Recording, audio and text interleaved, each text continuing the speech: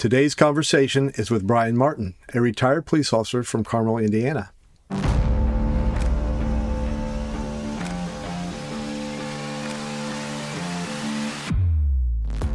Welcome to the Burnout Podcast. I am your host, Skip O. This episode is brought to you by mypodcast.media. Let me tell you a little bit more about our sponsor today, mypodcast.media. I tell you what, the business has really helped our organization thrive. Through these podcasts, they have taught me, how to interview people, the different ways to come back and ask questions through the answers of the interviewer.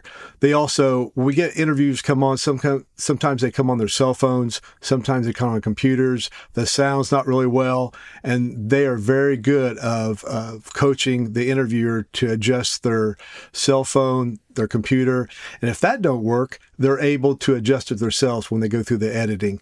Very professional people there at mypodcast.media. I'd recommend them to anybody that wants to grow their branding or any organization that wants to start their own podcast. They're a necessity, I believe, in my eyes.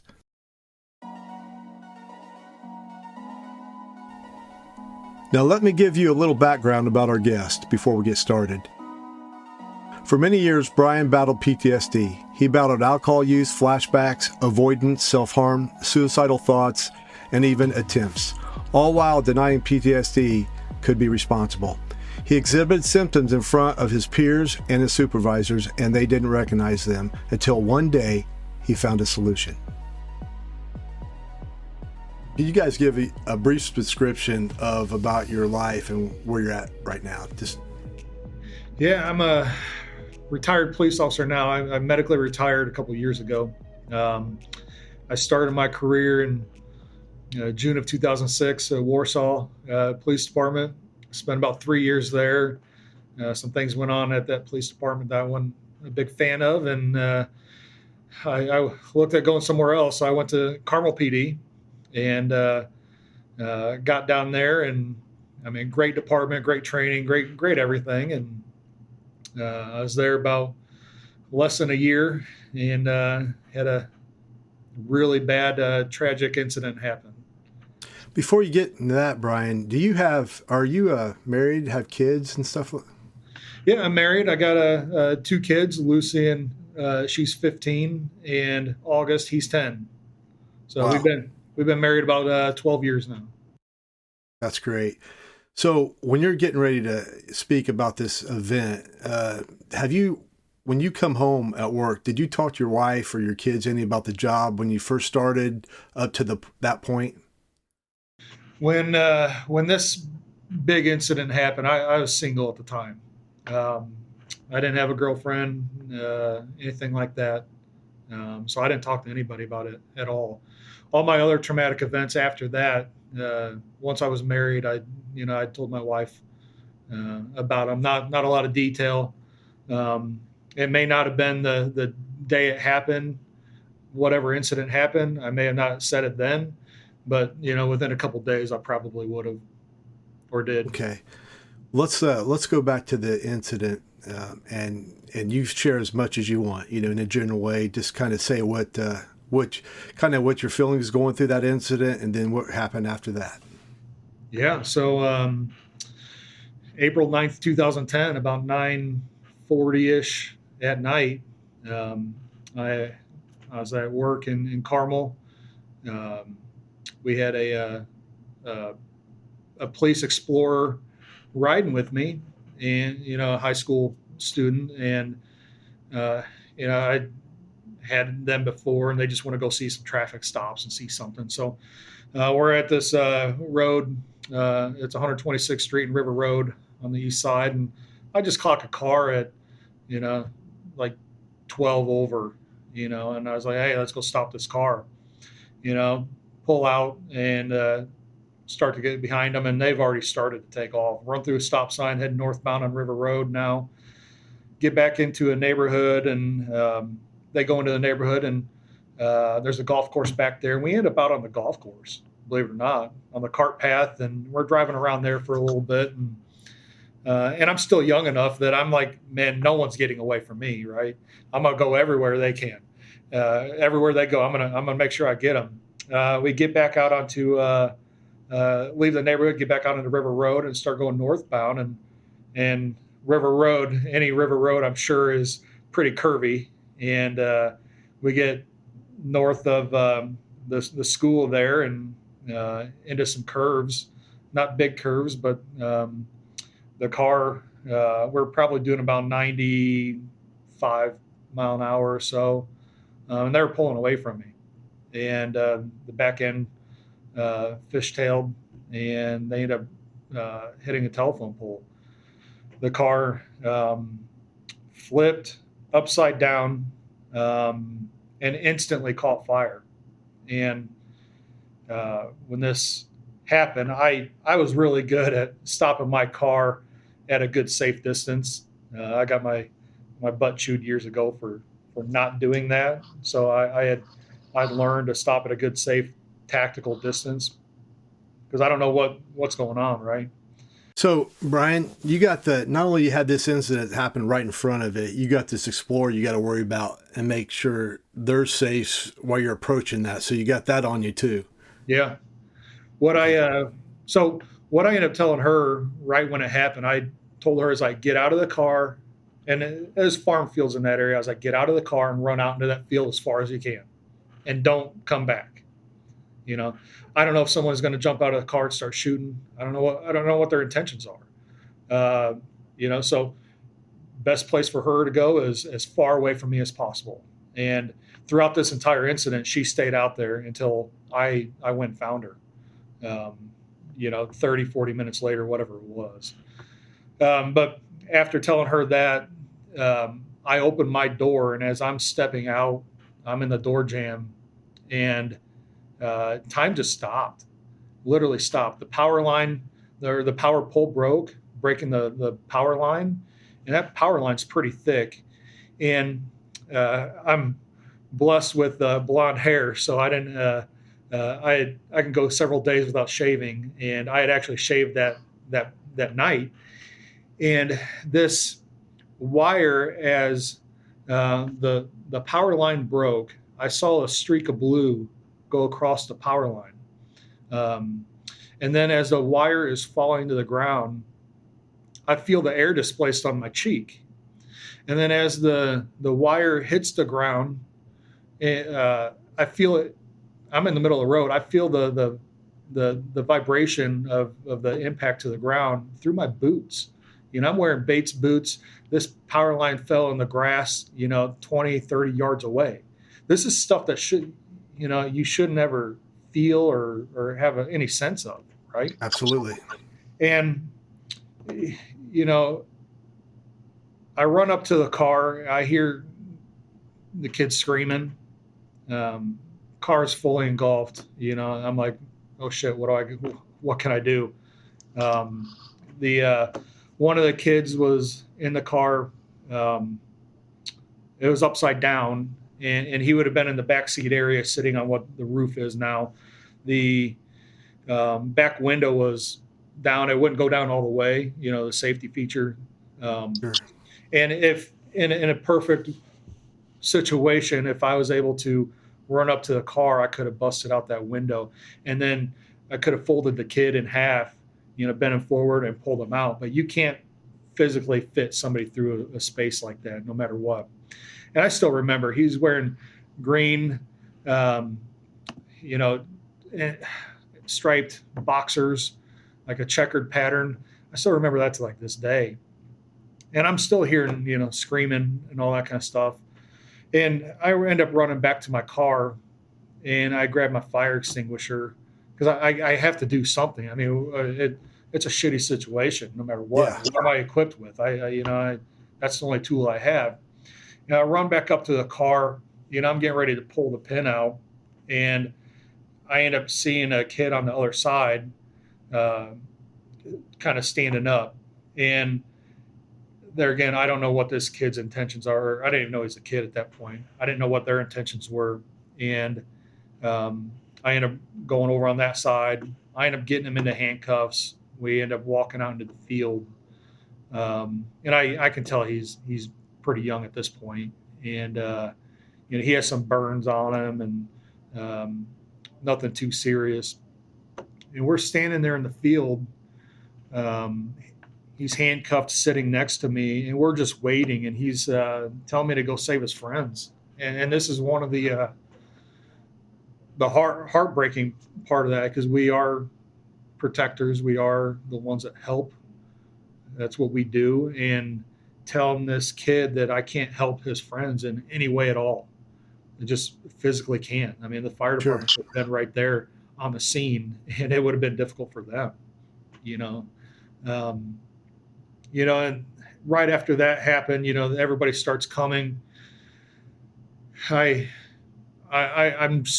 just so lost in everything. I don't know what's really going on. I'm trying to make sense of everything. And I go find the girl out in the field, and, I get her situated with somebody else. And I make a phone call to a buddy of mine, and I'm like, hey, this just happened, and I don't know what to do. So that night, I end up, obviously I talked to Joel. I get escorted back to the police department because obviously it's the serious nature of it. I got to be interviewed and that sort of thing. And things are different now, luckily. But I end up getting interviewed about the whole situation that night. Hours after the incident, I'm sitting there with a detective trying to make sense of all this. Did they have any kind of peer support back then, anything at all to help for this situation? No. And that gets to where right after the interview, Fisher's Police Department, they had a peer support team, and they actually came to the police department that night, met with me for a few minutes. I don't really remember what we even talked about. Probably just said, hey, we're here for you if you never need anything. I ended up going home that night, or that early morning. Can't sleep worth anything. I just close my eyes and I see fire. That's it. So that went on for a couple hours, and I ended up walking to my brother's house, and someone from the peer support team ended up calling me like, hey, we want to come, see you, see how you're doing. They came and saw me. So Saturday morning, and I'm like, yeah, I'm okay. I'm here with my brother. Everything's fine, I guess, and that was the last of it. That was the last talk I had with anybody that had any kind of peer support of anything. Carmel didn't have one at that point. And so that happened on a Saturday, and then Sunday I was back at work. I was back trying to stop cars. I was back trying to take reports. Completely messed up. So, okay, you had this is one of the traumatic ones that you can remember that started the ball rolling with your mental health. Now, I know being a firefighter for years, having those runs, knowing my two brothers, how they're police officers, having runs back to back to back. You'll be at one call and they're waiting for you at another one, so you're trying to finish that out, going to another call. How long from that first traumatic event until all those others in between, until you got help? Maybe August of 2018. By the time I actually sought out treatment, or sought out a therapist. So is that 2 years from that one event to you sought out treatment? No, that was 10 years. So that was about 8 years. So in 8 years, you had the traumatic event, and then you went through everything that you went through. Now, I noticed a little bit on your bio, you said you started drinking excessively. Yeah. The shaker cups that you have for like working out and that sort of thing. Yeah. Yeah. So I would, on my nights off, I would make a Long Island completely full. I'd pound that one as fast as I could. Then I'd go make another one, and I'd get about half that one down, and then I'd be passed out. So, you started doing that excessively. Is there anything else that was negative that you were acting out on? Was you getting angry easy, like a drop of a hat, like some people do? I never had the anger, but I had all the other signs. I had flashbacks. I had avoidance. I'd cut myself a couple points to try to feel something. All the signs that are typically with PTSD and going through traumatic events like that. Going back to you cut yourself, I can relate with that, and I'm not trying to make this about me, but a lot of people don't understand. We go to these suicides or possible suicides, people will cut superficial cuts on them. At the time, I remember I was a firefighter joking around about it because it wasn't that bad, and then it kind of where I know it's like a release, and it's hard to explain to people that's never done it before. Was that hard for you to talk about to somebody for the first time? No, not really. When I came back from treatment the first time, I decided that I was going to be an open book about it. I wasn't going to hide anything anymore. And, I told him, I was like, yeah, now granted, I did it a little bit of time before I actually, got help. But, Sure. Once I was getting the help, yeah, I told anybody and everybody, it doesn't matter. Exactly what it felt like. I didn't feel a thing, as I got a little trickle of, not really a trickle, but blood starts to come on a little, Sure, small little cut. We've all seen minor cuts before. Yeah. And that time, Brian, you're before you went into treatment and when you did treatment, is that when you were married? You just got married? Yeah, I was married in 2012. Okay. So when she seen all this stuff before you went to treatment, did she talk to you about it, or did you engage with your wife any about what was going on with you? There were times that we talked about it. Now, all of this was a roller coaster ride. There were good times, and then there were a lot of bad times. So it was Sure. up and down. And one of the things that we do, or I was good at, was hiding it. Number one, but number two, I was good at my job, and I was comfortable at my job. So I was kind of able to hide behind that, and, with the roller coaster rides, there were things a lot of good things that happened. And there was also, when things got bad, I was suicidal I would tell her this. And then the first thing out of my mouth is like, do not tell anybody about it. If you tell anybody about it, now I can't go to work. Sure. Now I can't carry a gun. Do not tell a soul what I just told you. That's the fear that I've talked to other law enforcement, and that's one of the main fear. They don't want to tell nobody that they're thinking about suicide, or because they're afraid they're going to take their gun, the badge, and then they're going to be put on leave and possibly, that's that they build out. And that sounds like the same fear that you had. Yeah, I had that fear. I didn't want to, A, lose my job, B, be looked at as, somebody at that point as like being weak, being talked about, other people being concerned about like, hey, what's his mental state? So those were all worries about, that I had. And after I'd started all this, none of it was true, and even more, my life is more important than what anybody else thinks, Absolutely. 100%. My life is more important. My kids' lives are more important than what Joe over there thinks about me opening up about all this stuff. It doesn't matter. I'll take the vulnerability any day. It's just going to open doors for other people.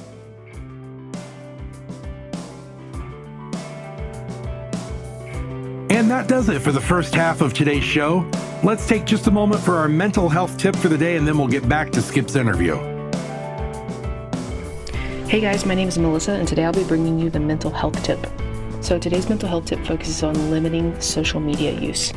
I think this is an area that a lot of people struggle in, especially as first responders. We have a tendency when we have some downtime to get on our phones and scroll.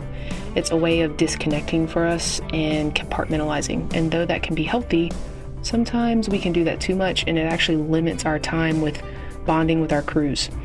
So then it can also be a distraction actually from finishing paperwork.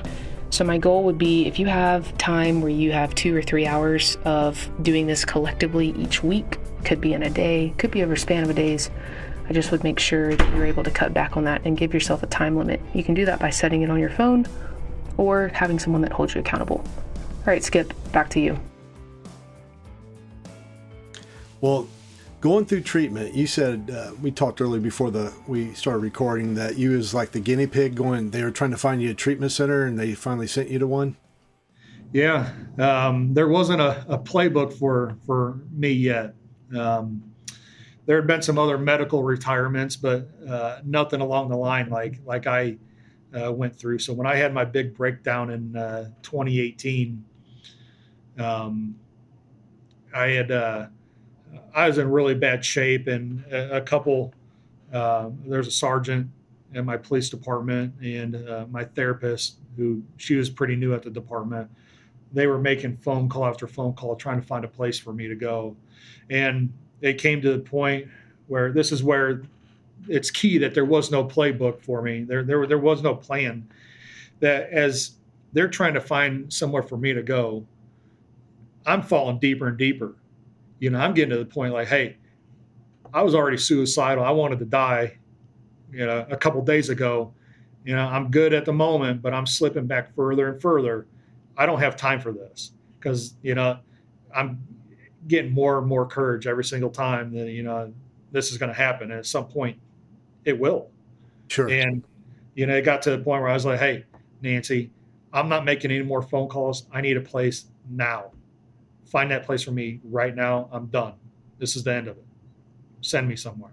And we end up going to a place that wasn't for first responders, but they had a trauma therapist, and went down there, and I got better, but it wasn't the right fit, but I did get better. And I got another 1.5 years out of my career. So it got better. You came back and things were getting better, but they weren't all the way there. What other options did you find out that worked for you to get you where you needed to be? Well, the first was actually talking about it. There's talking about everything is so powerful, and so there's that. There's medications, I took. There was, I'd done EMDR, and I was doing therapy like crazy. I was in therapy several times a week, and then and IOP before I actually got back to the road. That was 5 days a week. So I'd done a lot of work just to get back into, sure, my career. So you got back on the job, right? And you're working so many times. So how'd you feel getting that first day coming back on the job?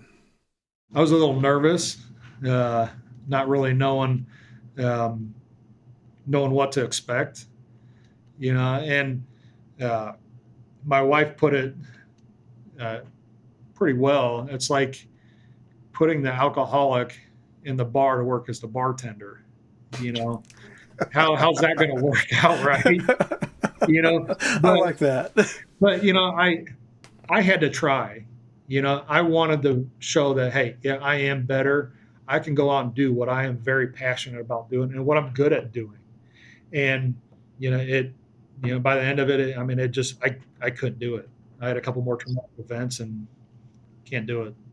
You did EMDR, you did talk therapy, you're on medication. Was there anything to add to that helped you get where you needed to be?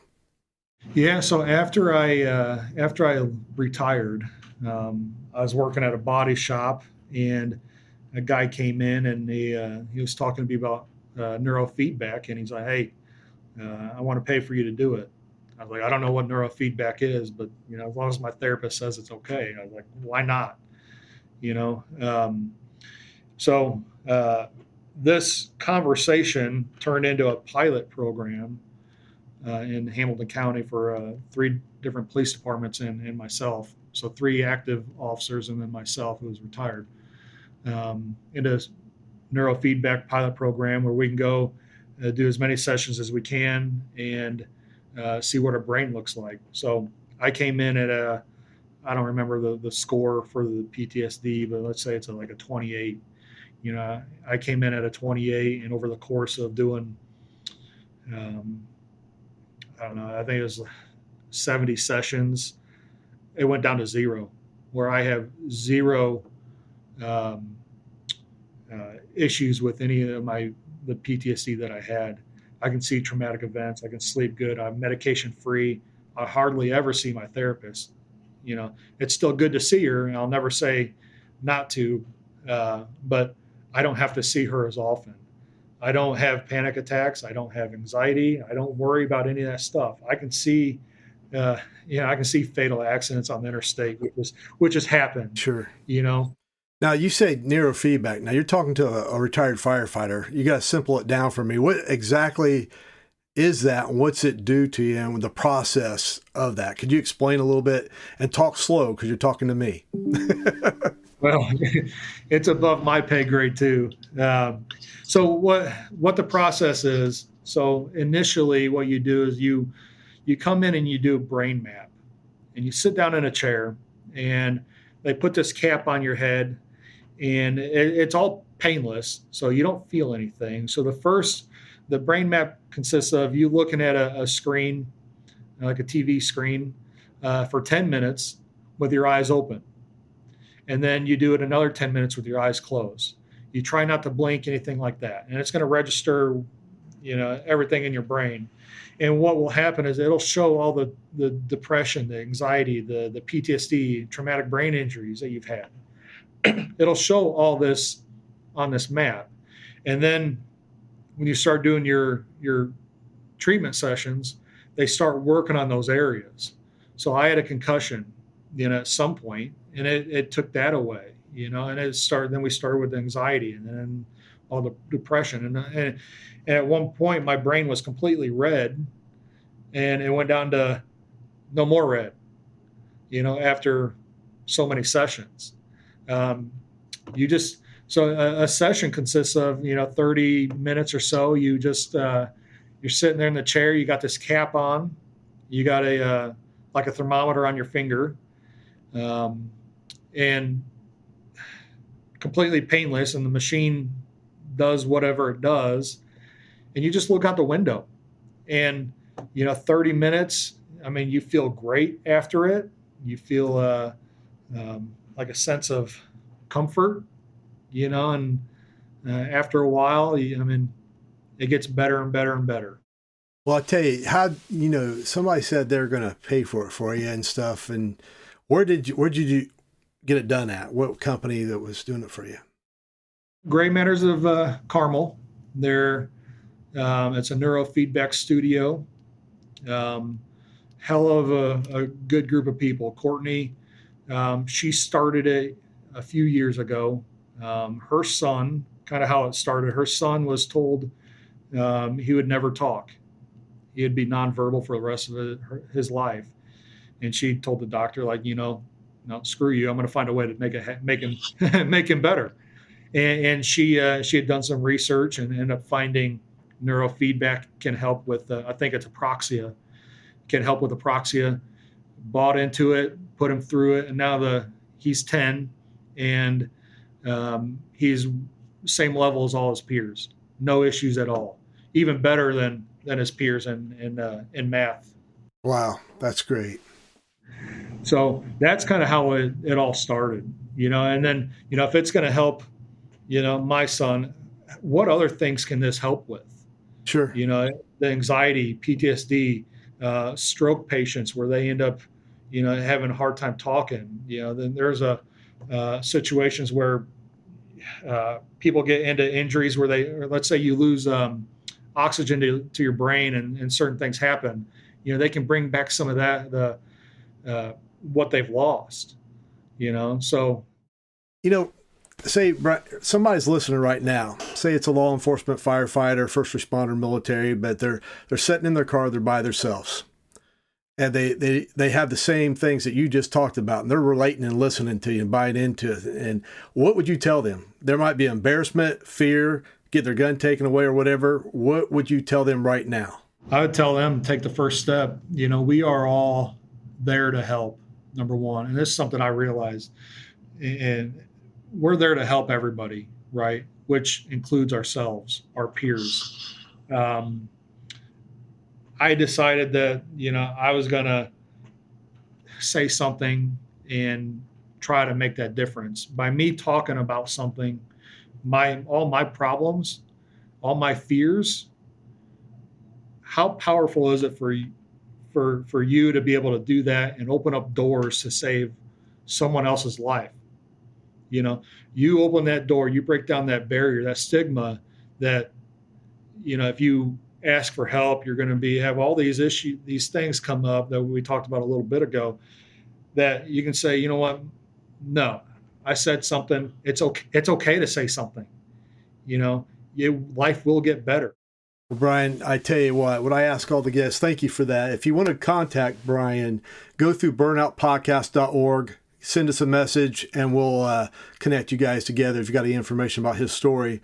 But Brian, we always ask the guests, is there some slogan or some verse or something that when you stuffers, you just get worn down, you're tired, that keeps you going, that, they got Nike has just do it. Do you have one of those slogans for yourself? I guess what I think about is when I was at my worst with a gun to my head, ready to do it, the fear that my wife and kids would run in and see me, and I couldn't do that to them. So everything I do is for my family, 100%.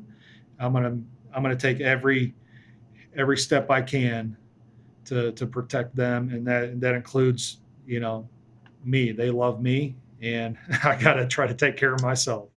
That's cool. Well, Brian, man, I appreciate you being on the show. And I want to tell everybody, the Worldwide Peer Support has 3 support Zoom meetings, 8 p.m. Eastern. You can go to worldwidepeersupport.org and scroll down, and they got those Zoom meetings. They're on Tuesdays, Thursdays, and Sundays.